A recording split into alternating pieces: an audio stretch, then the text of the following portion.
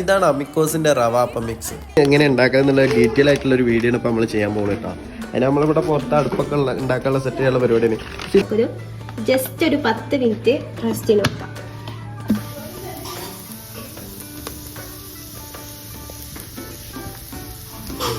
ഇതങ്ങനെ പരത്തി പരത്തി പരത്തി പരത്തി പരത്തി പരത്തി പരത്തി.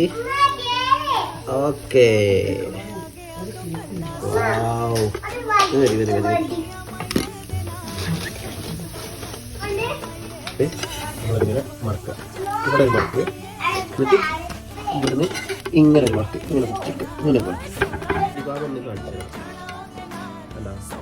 നമ്മളപ്പം ഇവിടെ റെഡിയായിട്ട് കേട്ടോ.